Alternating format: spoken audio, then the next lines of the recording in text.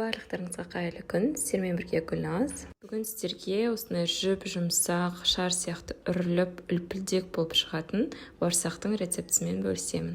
Алдымен жылы сүтімізді құямыз. Міндетті түрде жылы болу керек, қатты ысты да емес, жылы. Үстіне бір қасық дрожжімізді салып, жақсылап араластырамыз. Рецептімізге қажетті заттардың барлығын толық описание бөліміне жазып кететін боламын. Одан кейін үстіне қантымызды, тұзымызды саламыз.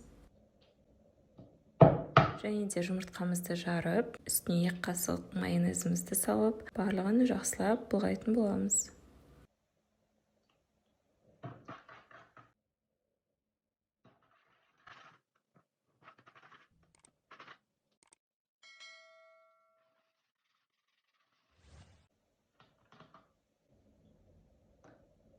Және де сұйық майымызды салуға да ұмытпаймыз.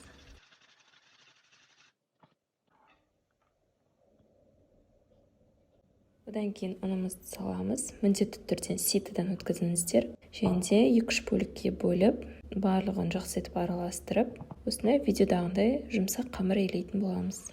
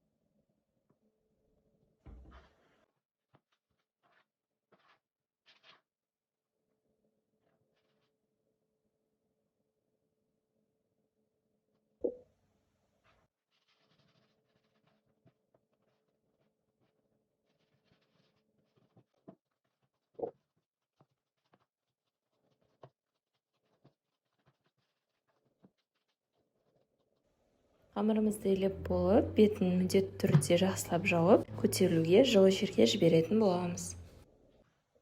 Міне жарты сағаттың ішінде қамырымыз күшті болып көтерілген. Енді қолымызды майлап, қамырымызды басып, тағы бір көтерілуге 15 минутқа жіберетін боламыз.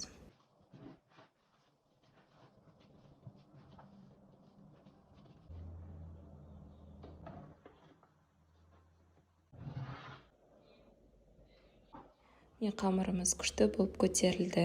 Енді жай ғана басып, оқтаудың көмегімен қамырымызды илеп, бауырсағымыздың формасын шығаратын боламыз.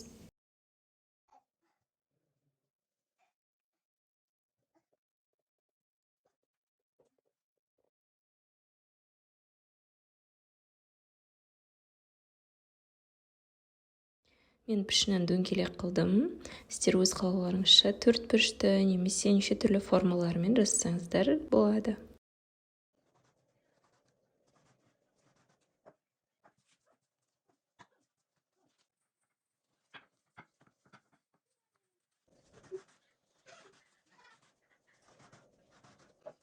Артық қалған қамырдан мен шелпек жасай қойдым. Енді табамызды қызып тұрған отқа қойып, үстіне майымызды құямыз. Майымыз жақсылап қызғаннан кейін бауырсақтарымызды салып, барлығын қызарғанша пісіріп алатын боламыз.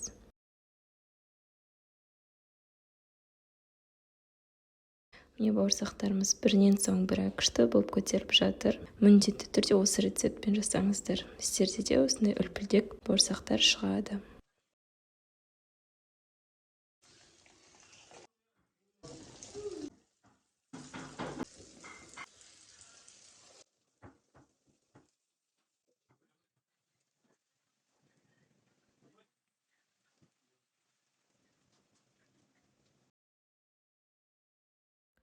Бауырсақтарымыздың барлығы пісті.